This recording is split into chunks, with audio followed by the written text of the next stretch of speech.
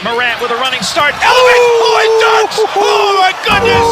Tie game in overtime. Gasol will turn his heat. It's good. Memphis on top. 7-10 remaining. Conley now with three. Count it. A 15-point lead for Memphis.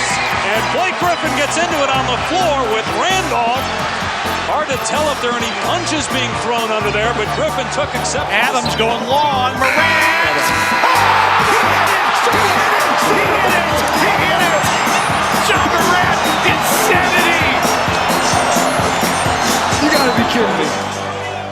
Welcome to Grits and Grinds, a Memphis Grizzlies podcast. My name is Keith Parrish. The Grizzlies lost to the Lakers on Sunday in Game 1 of their Western Conference playoff series. They were defeated 128-112. The huge storyline from this game is Ja Morant injuring his hand or wrist. We don't know much yet about this injury. Beyond that, the storyline is a lot of the stuff we previewed, a lot of the stuff we talked about and highlighted as concerns for the Grizzlies, such as rebounding, allowing second chance scoring, Anthony Davis dominating the paint, fourth quarter clutch performance concerns. Well, all those things happened, and then beyond that, there were some huge performances by not the traditional stars. Rui Hachimura had 29 points. Austin Reaves, it's becoming more frequent when Austin Reaves has a big game, but Austin Reaves had 14 points in the fourth quarter. The Lakers scored the final 15 points of the game. And because of that, the Grizzlies have now conceded home court advantage in this series. The number one home court team in the NBA this year, the Grizzlies, now no longer have the home court advantage in this series. They've now lost all three of their home playoff game ones in the Taylor Jenkins, Ja Morant era. They are just 1-4 in franchise history in playoff game ones that they host. The only win was against the Portland Trailblazers back in 2013. The Grizzlies got a massive performance from Jaren Jackson Jr. You could say they wasted an ideal Jaren game. They didn't have to deal with foul trouble with Jaren. Jaren played and played well. But they could not overcome Anthony Davis dominating the inside. LeBron James, I would honestly say a subpar game from LeBron James. LeBron James was just kind of coasting. Coasting is the wrong word. He was in cruise control. He was sloppy with the basketball. Oh, yeah, he still picked up 21 points, 11 rebounds, 5 assists, 3 blocks, and 2 steals. But it wasn't LeBron James that killed you. It was Anthony Davis. It was Rui Hachimura. It was Austin Reaves. It was D'Angelo Russell, not to get lost in the shuffle. D'Angelo Russell had a really good playoff game. He had a game that's going to, I think, fuel his confidence after a very disappointing playoff series last season against the Grizzlies when he was a member of the Timberwolves. But there's a lot to get to in this game. And I guess I'll start again with the Ja Morant injury. Ja Morant attempting a dunk in the fourth quarter, commits an offensive foul. It was, in my book, incorrectly called an offensive foul. Anthony Davis is not there before Ja begins his jump, begins his upward shooting motion. It's called an offensive foul, though. As you know, if you listen to Fast Break Breakfast, I abhor the NBA's charge rules. Don't think it makes any sense to allow defenders to stand under guys going up for layups and dunks. The rules incentivize Anthony Davis to do this. They are encouraged. All players are encouraged by the way the rules are written to stand still under a guy going up for a dunk. It's a better play than to go for the block. Anthony Davis got 7 blocks in this game. 7 blocks and 3 steals for Anthony Davis. He could contest the dunk, but since he wasn't there in time, he knew his best chance was to go up under him and hope for an offensive foul call, and he got it. We saw Giannis Antetokounmpo leave the Bucks game 1 loss to the Heat on Sunday in the exact same manner. It remains absurd in a star-driven entertainment league that the NBA would allow these risky collisions because the rules say this is a good play and it's a good idea. But Ja Morant is now injured. The post-game mood was terrible in the building. I actually went to this game, my first Grizzlies game of this season. I was saving up my travel expenses for the playoffs. But after the game, it was just quiet everywhere. Silent in the media room. It was reported there was palpable discouragement from the locker room. His availability for game 2, huge question mark. We don't know. X-rays were negative, so that's good. No broken bones. At least it can be good. I mean, ligament damage is also going to keep him out, would keep him out. But the way he fell on the hand, my first thought was, that could be a fractured finger, broken finger, fractured wrist, something like that. So it wasn't that, so we can cross our fingers that hopefully it won't be ligament damage where he has to miss multiple weeks or anything. Game 4 of this series isn't until next Monday. So 7 days from right now as I record this on Monday morning. But we don't know what Ja Morant's injury status is going to be. Now, what we saw from Ja in game 1, he was hampered by his taped up hand. If Ja Morant is unavailable, I don't think it is the end of the series by any stretch of the imagination. I think the Grizzlies would be just fine with Tyus Jones in there. I think the limited Ja Morant we saw on Sunday, I say limited. All right, he made a bunch of jumpers. He finished a very efficient 8 out of 14 from the field. 18 points for Ja Morant in 30 minutes. But he wasn't himself, to my eye. It seemed like instead of going to his normal finishing moves, like there was a couple of times where he kind of stopped short and tried weird right-handed shots. And maybe the shots looked weird because his right hand being taped up. It was all messed up. He had one play where he had a step on Austin Reaves, and normally he just blows right by a guy for that left-handed layup, scoop layup. But in this circumstance, he stopped short and did a kind of weird jump stop and tried a right-handed bank shot. So despite finishing some spectacular plays, making some highlight layups, despite hitting 2 out of 3 of his three-point attempts as the Lakers went under on screens and conceded those shots, it didn't seem like Ja Morant was comfortable. Also, 6 turnovers for Ja Morant. 6 turnovers against 2 assists. That's not what we're accustomed to seeing with Ja Morant. I think the taped up fingers were already bugging him. The 2 assists, that's the fewest assists Ja Morant's ever had in any of his previous playoff games. The 6 turnovers is the second most turnovers he's had in a game in any of his previous playoff games. Although I believe he had an 8 or 9 turnover game in one of the play-in games. I don't have those stats at my fingertips right now. But it didn't seem like Ja Morant was totally himself, despite, again, gutting it out, making some mid-range jumpers, and making a couple three-pointers and scoring at the basket. Also, he had some really poor defensive plays, and some of this goes to the entire team. After the game, Taylor Jenkins said, we didn't execute the game plan. And some of that would be, all right, were the designed coverages supposed to leave the Lakers three-point shooters wide open? I mean, some of the threes initially, yeah. Desmond Bane said our game plan was to leave Rui wide open. Taylor Jenkins said in his post-game press conference that, all right, the first one, was a game plan decision, how Rui got his first look. A couple of the other ones were just bad defensive rotations and or good offensive plays by the Lakers to generate those shots. But so maybe a little bit of a disagreement between Desmond Bane and Taylor Jenkins on how many of Rui's open threes were game plan wise. But there were a lot of very awkward double teams in this game by the Grizzlies.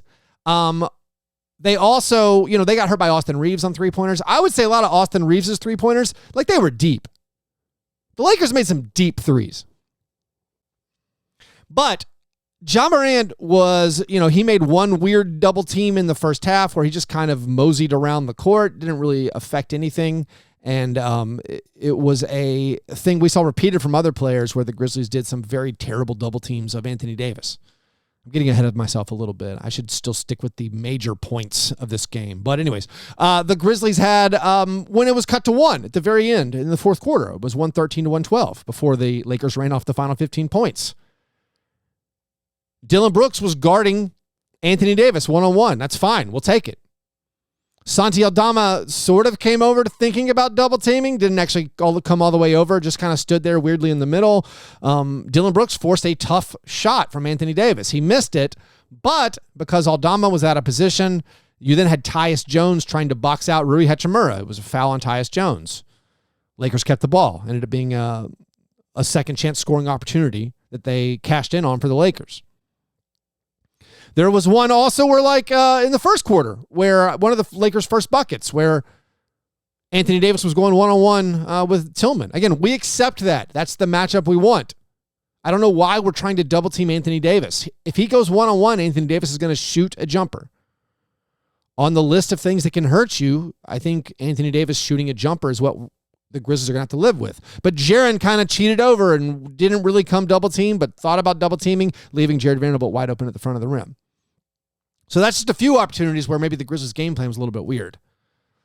Going back to the main bullet points of this game, we were worried about the Lakers rebounding. We were worried about the Lakers outscoring the Grizzlies on second chance opportunities, and that's exactly what happened. And Taylor Jenkins said the game plan was to get more rebounds, or was to rebound better, and that kind of made me raise my eyebrows.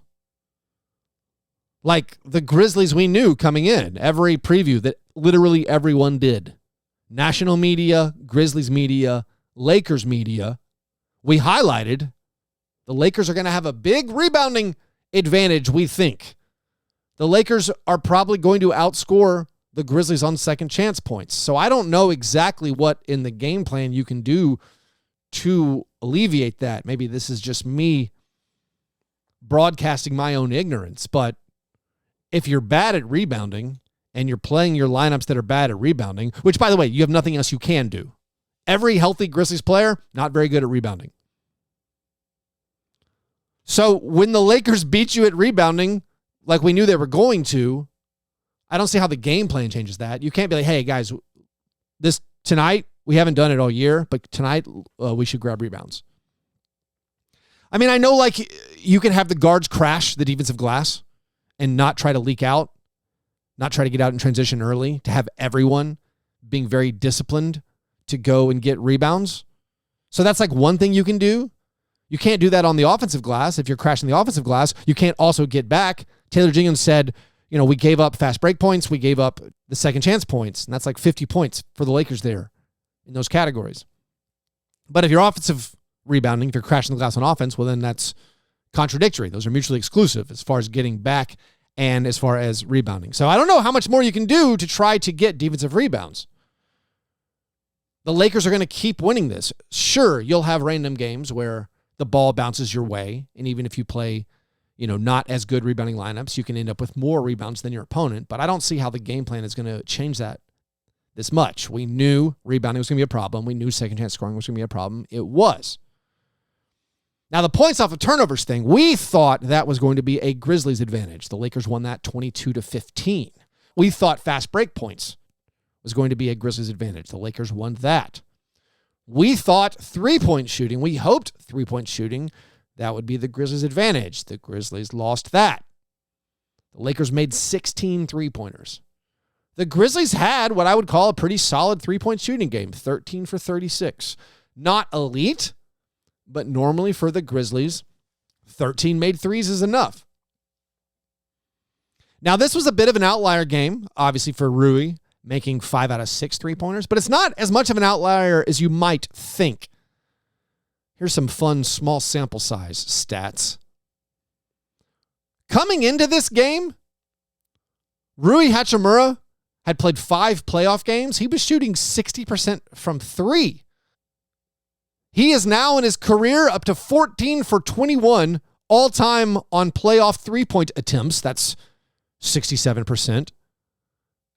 That, of course, is the highest 3-point percentage for any player in NBA history who's taken at least 10 3-point attempts. Rui, in his previous trip to the playoffs with the Wizards a couple years ago, his stats were great. Rui has now scored over 20 points in 3 straight playoff games. Rui has shot over 60% from the field in 3 straight playoff games. Hachimura became the first Laker player to have at least 25 points off the bench since Magic Johnson in 1996.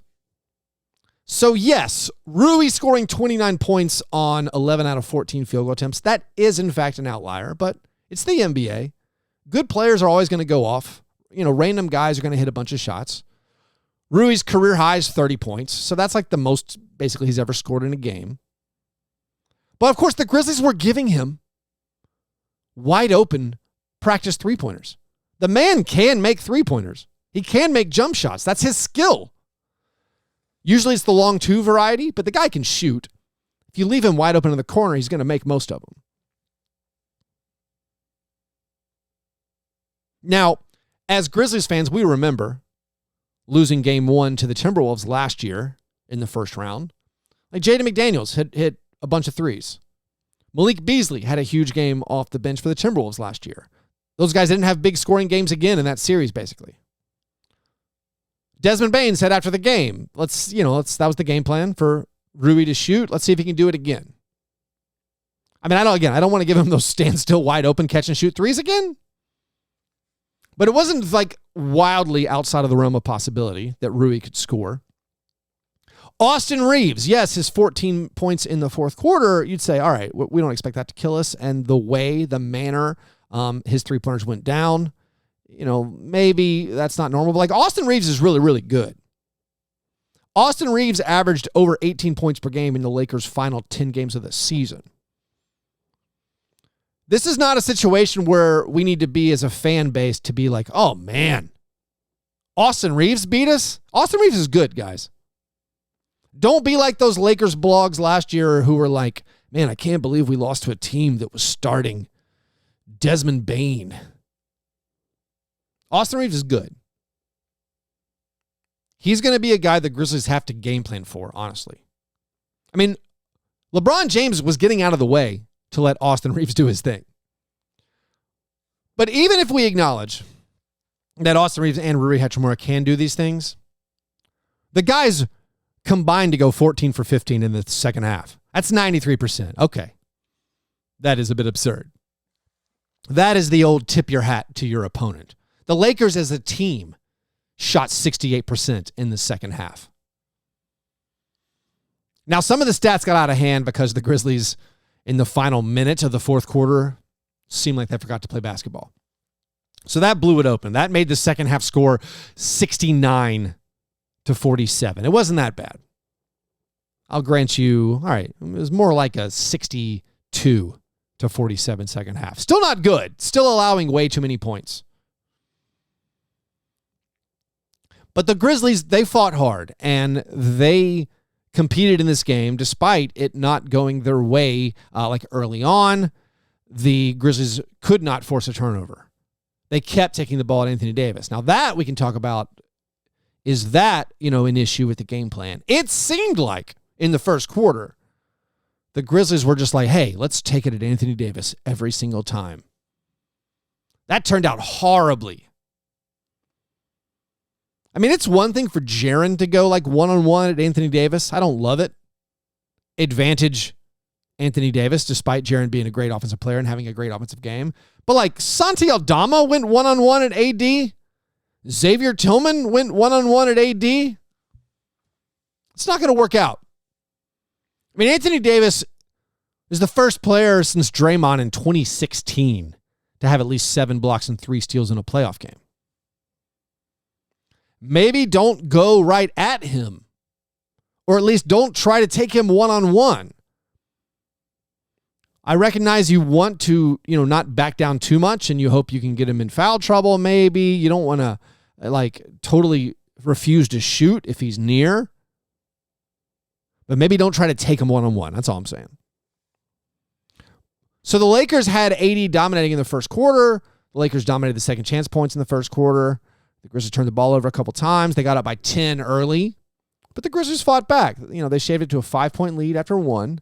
The second quarter, they got into the bonus really quickly. We saw Dillon playing some power forward. It looked like early on, and this is something I thought was notable, that I had my eye on. The Grizzlies seemed like for a while there, they were only going to play 8 guys. Maybe after losing game 1 against the Warriors last year where they played 10 guys, and game 1 against the Timberwolves last year where they played 10 guys, and obviously because of the Brandon Clark and Steven Adams injuries, looked like they were going to shorten their rotation all the way to 8. Just have Tyus Jones, Luke Kennard, and Santi Aldama off the bench. But then Dylan Brooks picked up his 3rd foul in the first half, and so because of that, it seemed like Roddy came in, and that was the 9th guy. So they did go, in fact, with a 9-man rotation because Roddy did play in the second half. But in the second quarter, you saw some Ja, Tyus, and Luke minutes. LeBron wasn't at his finest in the second quarter. He didn't go out and guard Luke Kennard for a corner 3 that helped the Grizzlies cut into the Lakers' lead. Then he threw a bad behind-the-back pass turnover that was the Lakers' first turnover of the game. That led to a Ja Morant dunk, made it a 1-point game. So the Grizzlies got back in the game. Then the second half of the second quarter, it was all about Jaren. I mean, Jaren, he was posting up LeBron James, scored at will. Then he was being guarded by Hachimura, and that was easy. So Jaren took over the second half of the second quarter. Ja Morant made that mid-range jumper right before halftime to put the Grizzlies up by 6. And we're thinking, all right, this is the Grizzlies we know. This is the Grizzlies playing at home we know. We weathered the initial surge. We're feeling pretty good. And in that third quarter, doesn't go that great. It starts off good. Jaren scores right to open the second half. The Grizzlies get up by 8. The Grizzlies are up 7 after a Desmond Bane 3. This gives Desmond Bane 20 points. Desmond Bane only goes 1 out of 6 over the final 19 minutes or so. But the Grizzlies are up 7 a few minutes into the third quarter, and then this is when it becomes basically the Hachimura show. Hachimura scores 21 points over the final 20 minutes of the game. LeBron makes both of his field goal attempts. I mean, LeBron took 2 field goal attempts in the final 20 minutes, and he made them both 3-pointers. I mean, I guess he took what the defense was giving him. I mean, he's obviously, top 2 player at minimum of all time. Also in the third quarter, I feel like the lineups got a little weird for the Grizzlies. We started seeing some lineups that I'd highlighted that I specifically said to some guys pregame, some of the other Grizzlies media members. We were just talking about, hey, what we expected to see, what we hoped to see, and things we didn't want to see. And one of them was I'm not sure I want to see Roddy, Aldama, and Tillman all play at the same time, especially if Kennard's out there. That's not what we need. And that happened in the third quarter, and not specifically because of that lineup or anything, but the Grizzlies' 6-point halftime lead turned into a 6-point deficit going into the fourth. Then in the fourth quarter, I would say the basketball was really, really good. Tyus Jones hit a 3 to start the fourth. The Grizzlies rally, and then it's back and forth. Even when Ja Morant gets hurt. So Ja Morant gets hurt about 5 minutes and 40 seconds left in the game. The next 3 minutes, I mean, they're incredible. Fantastic NBA playoff basketball. LeBron hits one of his threes. Lakers go up 7. Dylan, who had a very slow start to the game, to put it mildly, Dylan made a big 3. Austin Reaves does this behind-the-back pass to Rui for a massive 3-pointer. Then Jaren hits a 3 to make it a 1-point game. So all that stuff happened. And then, of course, once it's a 1-point game, then we get to that play where Dylan was guarding AD, and we have that lack of convincing double team from Santi. Lakers get an offensive rebound. You have the big Austin Reaves 3-pointer at the shot clock buzzer go in, and of course the Grizzlies lose it going away. And now, of course, it feels like a must win in game 2. But let's take a quick ad break, and then I'll come back and talk a little bit more about some of these specific player performances, and we'll go over some more stats and look ahead to game 2. Grizzlies fans, get with us and your fellow Grizz fans at the official Grizzlies playoff watch parties. If you're in Memphis, they have games 3 and 4 watch parties on Saturday, April 22nd at 9 p.m. and Monday, April 24th at the Fourth Bluff Park in downtown Memphis. If you're in Nashville, come out and hang out with me for every playoff game at Noble's Beer Hall on Main Street. We'll be out there on Wednesday, April 19th at 6:30 p.m. Central. Visit grizzlies.com/playoffs for all the details about these watch parties.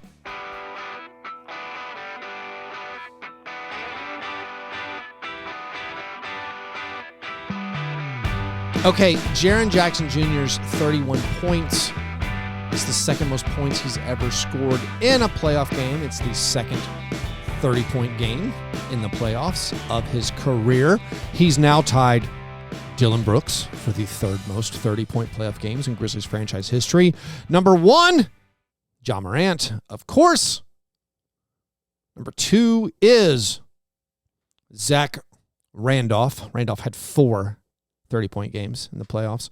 Ja has 6. Now Jaren and Dylan tied for third in franchise history for the most 30-point playoff games with 2. Jaren had a playoff career high 4 assists. Attaboy, Jaren. Way to share that basketball. Also had a steal, 2 blocked shots, 5 rebounds, 37 minutes played, and no foul trouble. Can that 37 minutes go up? I think it's going to need to go up. Again, Jaren Jackson Jr. played 37 minutes and did not have foul trouble at all. I mean, interestingly, Darvin Ham didn't play his guys that long. I mean, LeBron played 34 minutes. Frankly, you might not want to play LeBron more than that. Anthony Davis, this is the frustrating thing. Anthony Davis, to my eye, looked really tired the entire game after the first 6 minutes. The man had 7 blocks and 3 steals. Absolutely dominated the inside of the paint. 22 points, 12 rebounds, 3 assists. 1 foul. Anthony Davis was absolutely awesome. Best player in the game, with respect to Rui Hachimura. Best player in the game was Anthony Davis. But Jaren, being younger, can we increase these minutes? I hope so. Desmond Bane, he played 36 minutes. He was taken out for foul trouble in the third quarter. He picked up his 4th foul in the third quarter. Only played 7 minutes in the third quarter. He was taken out in the fourth quarter with 5 fouls. Now, I think the fourth quarter taken out with 5 fouls was basically, I think, just to get him a quick rest. Guess what? In the third quarter, when Bane picked up his 4th foul, the Grizzlies were up by 4. He didn't play the final 5 minutes of the third quarter. The Grizzlies were outscored by 10 points during that time. Are you worried about Desmond Bane fouling out? All right, that's a confusing question. Sure, you don't want Desmond Bane to foul out. Is Desmond Bane likely to foul out? No. No, he's not. Desmond Bane should have played more than 36 minutes. You could have kept playing Bane with 4 fouls in the third quarter. Taylor Jenkins does not do this usually. Like, that is a self-inflicted wound for me. I mean, it's one I expected to happen. I know Chris Harrington's big on this too. Like, you don't have to do it. You don't have to take your guys out when they get in foul trouble. The Lakers played Dennis Schroeder in the first half. He picked up 3 fouls. They left him in. Darvin Ham left him in. So, Desmond Bane played 36 minutes with some foul trouble, fake foul trouble. Jaren Jackson Jr. played 37 minutes, absolutely zero foul trouble. Dillon Brooks played under 29 minutes. Now we can argue maybe it was good that Dillon didn't play that much. But Dillon Brooks played only 29 minutes or so because of first half foul trouble. He picked up his 3rd foul in the second quarter. Did he foul out? No. How many fouls did he finish with? 3. If you think Dillon Brooks is one of your best players, to win the game, and I think he is, even when he's just missing shots, your bench is Tyus Jones, Luke Kennard, and Santi Aldama. And now Tyus Jones might be starting. Your bench is going to be Roddy and Aldama. You got to play Dillon. You got to ride with the good and the bad. Dillon missed his first 5 3-pointers. He was 1 for 7 from the field at one point, about halfway through the third quarter. If you remember, this season in the regular season, he shot 24% against the Lakers. So that 1 for 7 start to this game dragged his field goal percentage down to 23% against the Lakers this year. Then, of course, he made 4 out of his final 6 field goal attempts. So he got it going a little bit, which is, I guess, evidence for the Dillon makes him when it matters crowd. But Dillon Brooks only played 28 minutes because of fake foul trouble. Dillon Brooks, by the way, finished, I guess I'll tell you, with 15 points, 4 rebounds, 2 assists, was only 2 out of 9 threes. Now, this is something I guess I should have mentioned before now. Dillon Brooks took 9 3-pointers. Why? Because he was open. Why is he open? Because the Lakers are okay with him being open. The Grizzlies' game plan was to leave Rui Hachimura open. Whoopsie daisy. The Lakers' game plan looked like, don't be concerned if Dillon Brooks shoots 3-pointers. We don't want Desmond Bane to shoot 3-pointers. We don't want Luke Kennard to shoot 3-pointers. Luke Kennard scored 7 points, was a team best plus 11 and plus minus. Only made 1 out of 4 threes. Only got 4 3-pointers attempted in his 26 minutes of playing time. Kind of need that to go up. The Grizzlies need to adjust, I think, and recognize, Dillon, you're being left open. The Taylor Jenkins mantra has always been to let that shot fly, although he uses other language. They want everyone to keep shooting the threes.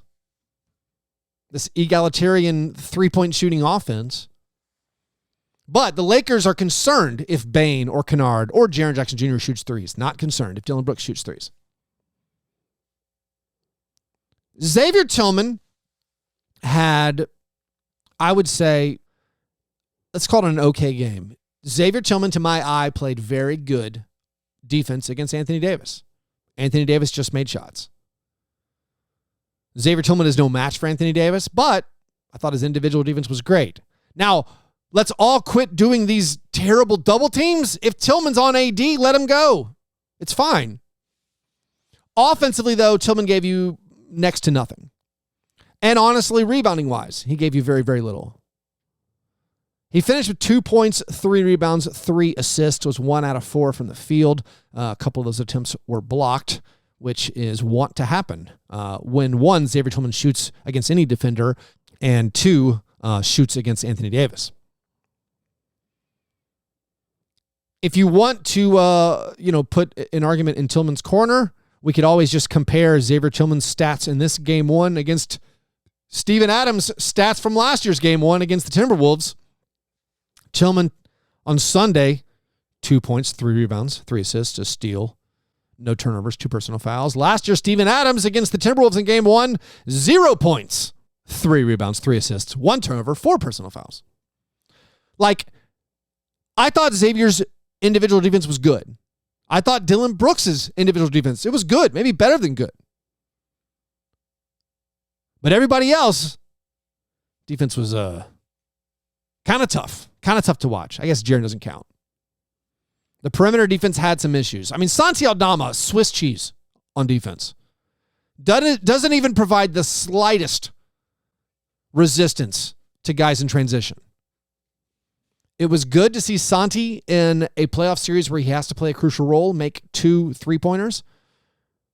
Had 8 points and 6 rebounds, 2 assists. But he's got to give us a little bit more. He's got to give us a little bit more on defense. Tyus Jones is going to have, I think, a huge rest of the series because, I mean, my general feeling is, again, I don't have any information. Maybe I shouldn't speculate, but seems possible Tyus Jones ends up having to play a lot for the remainder of the series. Tyus Jones had 9 points, 3 assists, 1 turnover. It was the save the ball on your own end of the court play. I don't know. I understand not saving the basketball, but I think he tried to throw it, as close to half court as he could. Just an unlucky hustle play there. Going forward in this series, in Game 2, I think if it is Tyus Jones, the Grizzlies' defense is going to be better. He's a better overall defender than Ja Morant. The Grizzlies did end up winning the turnover battle, despite the Lakers not turning the ball over for a while, but they did not win the points off of turnovers. When Tyus Jones plays, they're going to commit even fewer turnovers. Again, Ja Morant, very careless with the basketball. I think a lot of that probably was his taped up left hand. But with Tyus Jones, you should get more possessions because you're not going to be giving the ball away as much. And I think your defense overall will be better. And of course, you're losing the huge threat of Ja Morant driving. But I still think with the injury and what I saw from Ja on Sunday, I'm concerned it's not all there. So I don't think the Grizzlies can reach their goals this season without a healthy Ja Morant. That's an obvious thing to state. I guess I'll re-emphasize it. I don't want you to hear me say that the Grizzlies are better with Tyus Jones. They're not. The Grizzlies' ceiling, the Grizzlies' chances of advancing multiple rounds in the playoffs is with Ja Morant being the Ja Morant. A limited Ja Morant, though, which is, I think, what we had on Sunday, I'm not sure what turns out to be more effective for the Grizzlies, limited Ja Morant or totally healthy Tyus Jones. If the Grizzlies can depend on this offense from Jaren and Desmond Bane scoring, I mean, Desmond Bane finished with 22 points despite, missing, 6 of his last 7 shots. I mean, Bane had 6 assists and the 22 points.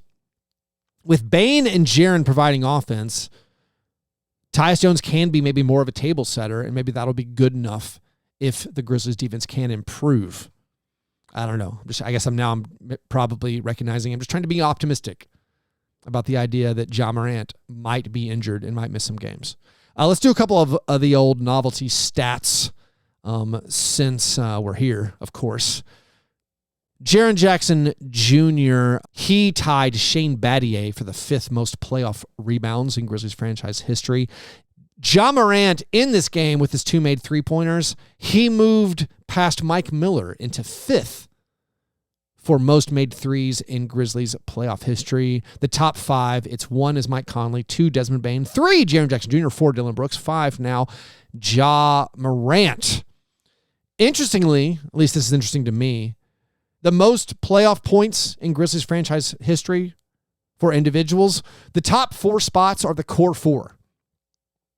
Mike, Mark, Zach, Tony Allen. The next 4 are the current team, their core. Ja Morant, Dylan Brooks, Jaren Jackson Jr., Desmond Bane. They're in spots 5 through 8. I thought that was neat. Hope you did too. Another stat, which probably reflects the nature of this game, Anthony Davis was plus 27. Now, the last, 10, 8, 6, maybe it doesn't really count. Because, again, the last minute of the game where they just got run out dunk after run out dunk, not totally reflective of the game, but still, the stat works. With the game that Anthony Davis played and his impact on the game, plus 27, perhaps that is fair, even if, again, it is boosted by the last little bits of garbage time. As far as adjustments going into game 2, I think Conchar might play because if Ja Morant's out, I think they're going to play Kennard and Aldama and Roddy off the bench. And I think they might throw Conchar into the mix too, possibly, but I've been wrong. Conchar got a DMP in this one. It's basically Roddy or Conchar, I thought. Conchar got a DMP to the final 30 seconds. Don't worry. Just one more year until his 3-year extension kicks in. Still scratching my head over that one from last summer. Adjustments for the Grizzlies. I think you got to come up with a better plan for guarding the three-point line. The Grizzlies haven't been good in the postseason as far as opponent three-point attempts makes percentage. Now, three-point stats, maybe they're random. Maybe there's not much you can do about it. The Grizzlies in previous years played good three-point shooting teams like the Warriors and the Jazz. Lakers aren't that, although, honestly, we don't have a lot of data on what the Lakers' three-point shooting is.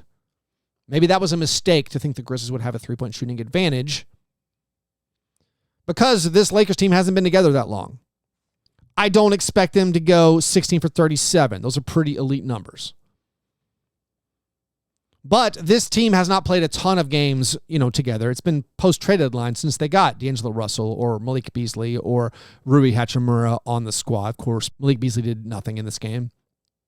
But like Reaves, he's been trending up for a while now. So maybe this team, can make this many threes. But still, we'd assume a little bit of regression from three-point shooting for the Lakers. Hopefully regression on overall field goal percentage for the Lakers. I think an adjustment for the Grizzlies is we got to crank the minutes of our guys. We don't have a bench.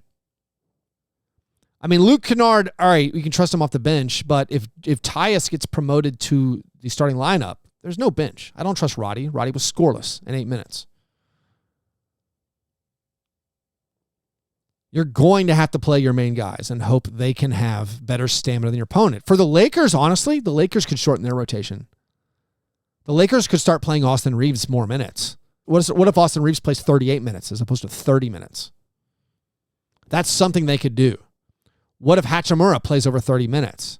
Like, what if they remove Troy Brown Jr. from their rotation? Totally. I think the Lakers have things they can do, which is a little bit concerning. But anytime you lose a game 1, you feel that pressure. As a fan, you get especially anxious. Usually, home teams bounce back in game 2. Every time the Grizzlies have lost home game 1, which is now 4 times, they've won game 2. The Grizzlies have an opportunity. They've done this before. They've won games without Ja Morant before, if Ja Morant ends up being out. I think most people thought, I told you it was going to be a long series. Road teams win games sometimes in long series. So the Grizzlies aren't done by any stretch of the imagination. They're a very good team, and they should bounce back in game 2. Come watch the game with me, by the way, Wednesday at Noble's Beer Hall. If you're in the Memphis area, go to those Memphis watch parties. Anyways, that's all I got for today. Appreciate everyone who listens. Please share these episodes with your friends. Subscribe to the Grits and Grinds YouTube channel. Hope you're having a great Monday, or at least as good of a Monday as you can after a Grizzlies playoff loss. Talk to you soon. Go Grizz.